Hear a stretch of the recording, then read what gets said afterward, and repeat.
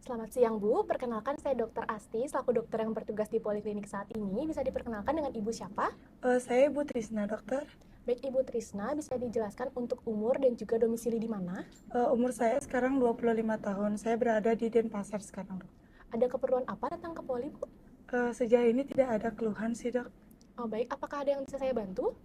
Kami sih ingin tahu posisi anak kami nanti, dokter.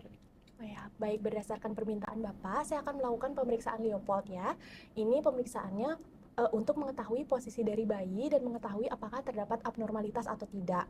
Di mana nanti mungkin akan terasa sedikit kurang nyaman ya Bu, karena saya akan meraba pada bagian perut Ibu dan juga akan meminta Ibu untuk melepaskan area pakaian bagian atas. Apakah Ibu bersedia? Oke, bersedia, dokter. Baik, karena Ibu bersedia, Ibu bisa menunggu di bed pemeriksaan sembari saya melakukan cuci tangan dan mempersiapkan alat ya Bu. Oke, terima kasih, dokter. Silakan.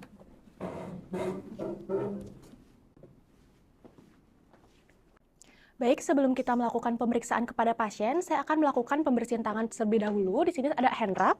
Saya akan melakukan teknik cuci tangan 6 langkah.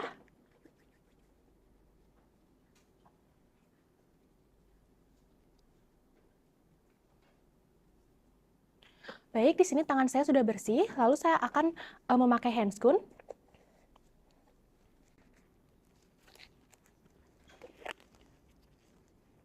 Baik, di sini handscoon sudah terpasang dan saya juga sudah memastikan bahwa stetoskop berfungsi dengan baik.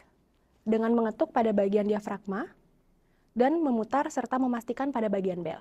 Baik, stetoskop juga sudah berfungsi dengan baik.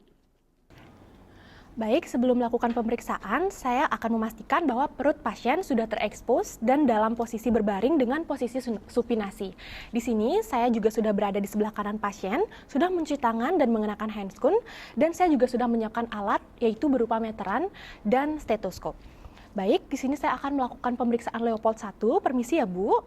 Di sini saya akan melakukan perabaan pada bagian fundus uteri atau bagian perut atas dengan menggunakan 2 tangan.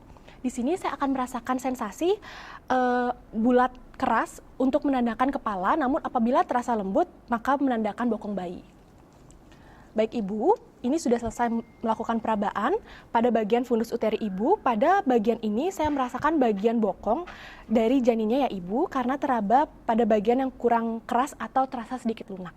Baik, selanjutnya saya akan lanjut dengan pemeriksaan Leopold 2. Di sini saya akan memeriksa yang bertujuan untuk menentukan bagian punggung janin. Saya akan tetap berada di posisi menghadap wajah pasien, kemudian saya akan meraba bagian kanan dan kiri perut pasien dengan menggunakan tangan saya. Selanjutnya dengan tangan saya akan menekan dan yang satunya meraba. Pada bagian kanan saya akan menekan dan satunya meraba, begitupun sebaliknya. Baik, pada perabaan apabila yang teraba bagian yang bentuknya kecil ataupun pasif, maka itu adalah bagian ekstremitas dari janin. Apabila yang teraba adalah bagian yang datar dan juga keras seperti papan, maka itu adalah bagian punggung janin. Baik Bu, yang teraba di sisi kanan dari perut Ibu adalah bagian ekstremitas ya Bu ya, karena bagian ini terasa kecil, berbenjol-benjol dan juga aktif bergerak. Baik Bu, saya akan lanjutkan dengan pemeriksaan Leopold 3 yang bertujuan untuk menentukan bagian janin yang berada pada bagian paling bawah uterus dan sekaligus menentukan apakah bagian janin tersebut sudah memasuki pintu atas panggul atau PAP atau belum. Baik, di sini saya akan meletakkan tangan kanan saya untuk menekan. Satu tangan kanan saya dan tetap dengan posisi saya menghadap ke wajah pasien. Baik. Saya akan meraba bagian janin yang tepat pada bagian terbawah uterus. Apabila yang teraba adalah kepala, maka akan teraba bagian yang bulat, keras, dan juga melenting. Namun apabila yang teraba adalah bokong, maka yang teraba akan kurang bulat dan juga terasa lebih lunak. Baik Bu, di sini saya meraba bagian kepala ya Bu, karena teraba bulat dan juga melenting. Selanjutnya, untuk mengetahui apakah bagian tersebut sudah memasuki pintu atas panggul, saya akan menggoyang-goyangkan bagian terbawah janin tersebut.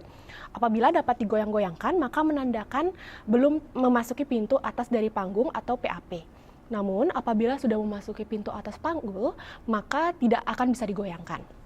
Baik, di sini tidak bisa digoyangkan ya Bu, itu menunjukkan bagian janin yang berada di uterus terbawah Ibu sudah memasuki pintu atas dari panggul Ibu. Baik, Ibu. Di sini saya akan lanjutkan dengan pemeriksaan Leopold 4 yang bertujuan untuk mengonfirmasi ulang apakah bagian janin yang terdapat di bagian terbawah uterus pasien sudah memasuki pintu atas panggul atau PAP atau belum. Baik, saya akan menghadap ke kaki Ibu, kemudian saya akan menggunakan kedua tangan saya untuk meraba bagian terbawah dari uterus. Kemudian saya akan mencoba untuk menyatukan kedua tangan saya. Apabila kedua tangan saya bertemu, itu menunjukkan bagian terbawah janin belum memasuki pintu atas panggul. Sebaliknya, apabila kedua tangan tidak dapat dipertemukan atau divergen, menunjukkan bagian terbawah janin sudah memasuki pintu atas panggul.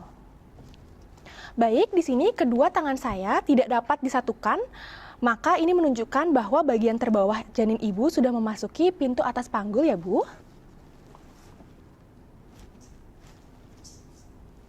Baik, setelah pemeriksaan selesai, saya akan melepaskan handscoon dan merapikan alat, serta melakukan cuci tangan 6 langkah.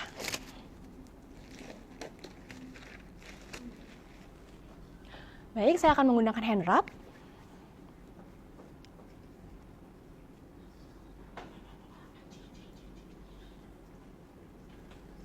Baik, Ibu dan Bapak, berdasarkan hasil pemeriksaan, ada beberapa hal yang saya dapatkan, yakni yang pertama, bagian bokong bayi terdapat pada fundus uteri, bagian punggung bayi terdapat pada bagian kanan uterus, lalu bagian kepala bayi terdapat pada bagian terbawah dari uterus, serta bagian terbawah bayi sudah masuk ke pintu atas panggul.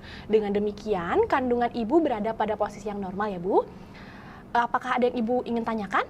Dari saya sudah aman sih, dokter. Baik, maka dari itu pemeriksaannya juga sudah selesai. Terima kasih ya Bu atas kedatangannya, semoga sehat selalu. Terima kasih banyak, dokter.